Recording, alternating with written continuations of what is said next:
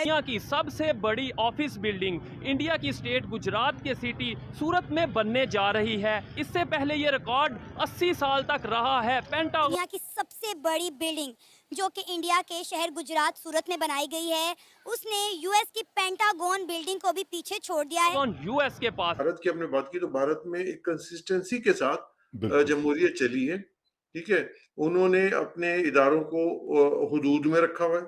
बिल्कुल। ठीक है, और वो आइन के ताबे हैं। दो चीज़ें इसमें बड़ी क्लैरिटी से कह सकता हूँ। एक तो इस लड़की का पाकिस्तान से उड़ के नेपाल पहुंच जाना is an extraordinary story that should be investigated. India उसको रखेगा बहुत मुश्किल है, मुझे नहीं लगता वो उसको रखेगा।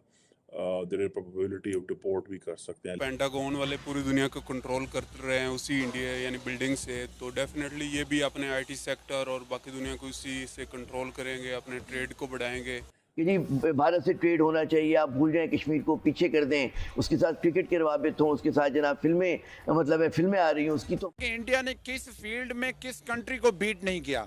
आप आईटी सेक्टर देख लें, आप उसका इंडिया की एक्सपोर्ट्स देख लें, आप उसके साथ साथ इंडिया का जो डेवलपमेंटल मॉडल है, इंडिया का इंफ्रास्ट्रक्चर है। तो हमारी वो कोई एक आप इंडिया का प्रोजेक्ट देख लें, इंडिया ने किस प्रोजेक्ट में किस कंट्री को। ऑल्टो गाड़ी हमारे पास, ठीक है, वो हमारे पास चल रही है एक जनरेशन पीछे चल रही है। ठीक है, और उसकी जो वर्थ है जो वहाँ पर है, जो उससे एक जनरेशन आगे है, वो वहाँ पर है 4.5 लाख रुपए की। इंडिया में हमारे पास है तकरीबन 32 लाख रुपए की।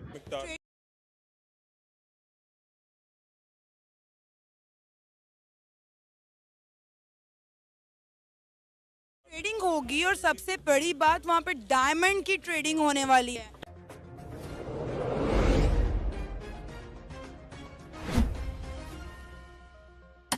यूएस का मिलिट्री हेडक्वार्टर था जिसको इंडिया ने बीट कर दिया है। इंडिया ने अपने शहर गुजरात में दुनिया की सबसे बड़ी बिल्डिंग बनाकर क्या कहेंगे?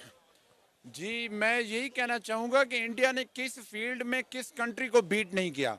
आप आईटी सेक्टर देख लें, आप उसका इंडिया की एक्सपोर्ट्स देख लें, आप उसके साथ साथ इंडिया का जो डेवलपमेंटल मॉडल है, इंडिया का इंफ्रास्ट्रक्चर है, कोई एक आप इंडिया का प्रोजेक्ट देख लें, इंडिया ने किस प्रोजेक्ट में किस कंट्री को बीट नहीं किया। इंडिया चंद्रयान जब इंडिया का फेल हुआ, हम लोग उस पर जो है अपनी दादें वसूल करते रहे कि इंडिया का जो मिशन था वो नाकाम हो गया। हम लोग उस पर खुश होते रहे, हमें ये नहीं पता था कि 2 साल बाद वो कामयाब हो जाएंगे और हम लोग वहीं के वहीं पर रहेंगे। हम आज भी वहीं पर हैं, उनका मिशन कामयाब हो गया। अब हमारी सफ़ों में जो है वो खलबली मची हुई है, सफ़े मातम बिछी हुई है कि इंडिया जो है वो आसमान तक चला गया, हम लोग अभी तक यहीं पर हैं, हमारे साथ कुछ नहीं हुआ। हम तो जमीन पर ही तरक्की नहीं कर सके, आसमान पर जाना तो बहुत दूर की बात है। कुछ दिन पहले इंडिया के प्राइम मिनिस्टर नरेंद्र मोदी ने एक स्टेटमेंट दी थी। उन्होंने कहा था, फ्रांस में उन्होंने ये स्टेटमेंट दी थी, उन्होंने कहा कि इंडिया में टैलेंट भी है, इनोवेशन भी है, इंडिया में टेक्नोलॉजी भी है, इंफ्रास्ट्रक्चर भी है।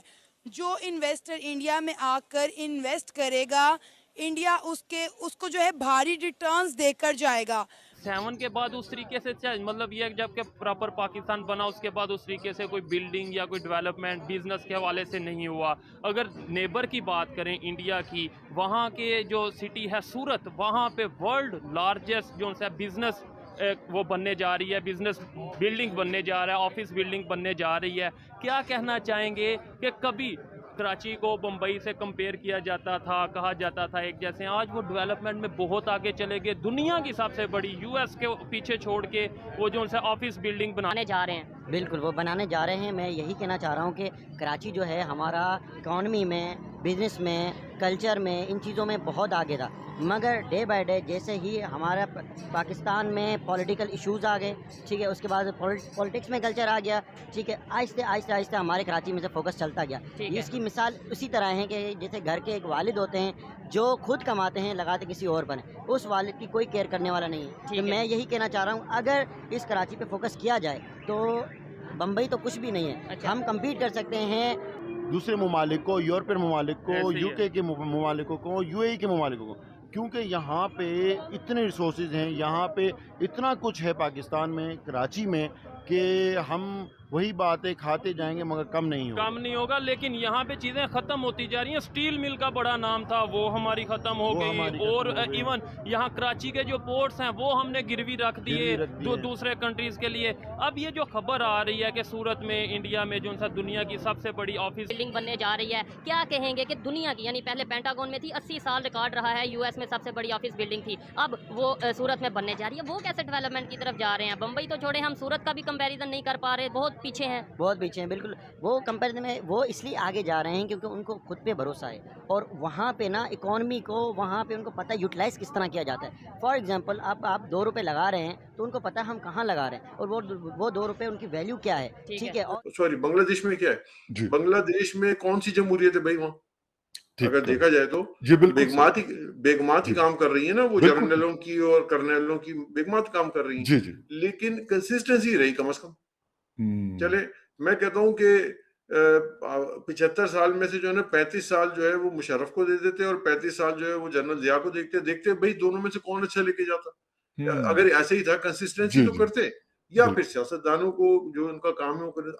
आप मुझे बताएं, एक गाड़ी खराब हो जाए और अब गाड़ी खराब होने के बाद आप बोलें कि यार मैं इसमें से कहीं से मस्जिद का इमाम ढूंढ के लाता हूँ क्योंकि नेक बहुत है, ठीक है। जबरदस्त, गुड, वो नेक बहुत है, तो मैं जो ना वो गाड़ी वो अच्छी सही करेगा, मुझे इस पे पक्का ईमान है। जबकि वो गाड़ी एक मैकेनिक ठीक करेगा, टेक्निकल आदमी करेगा ना, जिसका काम है। तो पाकिस्तान एक मुल्क है, इसको सियासतदान ही ठीक करेंगे, ठीक है, इसको सियासी जमातें ही सही करेंगी। जमहूरियत आपने दुनिया में एक मुरव्वजा निज़ाम देख लिया है कि चल रहा है, तो आप नया पहिया क्यों इजाद करते हो? भारत से तो मुझे कभी भी डर नहीं लगा या जंग का खतरा नहीं रहा, क्योंकि उनको जरूरत नहीं है, क्योंकि देखिए ना, जंग भी एक तरह का एक एक्सपेंस है, ठीक है, बहुत बड़ा। तो एक कंट्री जब अच्छी खासी अपनी इकोनॉमी 5 ट्रिलियन की तरफ जा रही होगी, वो साइड में क्यों एक एक्सपेंस खोलेगी? इंडिया उसको रखेगा, बहुत मुश्किल है, मुझे नहीं लगता वो उसको रखेगा। There is probability of deport भी कर सकते हैं, लेकिन बिकॉज वो नेपाल पहुंची है, तो शायद नेपाल से ये तो हो सकता है उसको नेपाल भेजा जाए। दूसरा ये है कि हो सकता है नेपाल से फिर उसको दुबई भेजा जाए और दुबई से उसको पाकिस्तान डिपोर्ट किया जाए, in case the connection is establish. लेकिन इंडियन सरकार इसको क्यों कर रही है? इसके कुछ और एंगल भी। एक एंगल तो पॉलिटिकल है। जो पॉलिटिकल एंगल होता है वो ये होता है कि इलेक्शंस होने वाले हैं अगले साल, तो इस तरह के जो इंसिडेंट होते हैं उसका फायदा उठाया जाता है पॉलिटिकली।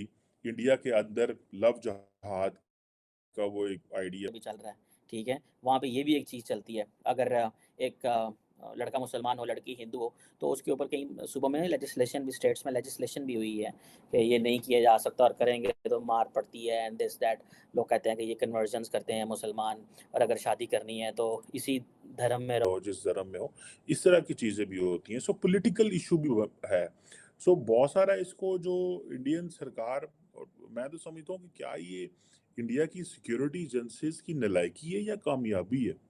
और नालायकी है, वो खातून कैसे वहाँ पे पहुँच गई है और पहुँच के वो रह रही है, और अगर पकड़ी गई है तो then they have failed to establish the connection. अभी तक उसका कनेक्शन एस्टैब्लिश ही नहीं हुआ, उसका एस्टैब्लिश हो जाना चाहिए। मुझे इंडियन मीडिया से सवाल पूछा गया था कि आप क्या इंडिया इसको पाकिस्तान वापस लेगा? मैंने कहा जी ये वापस लेगा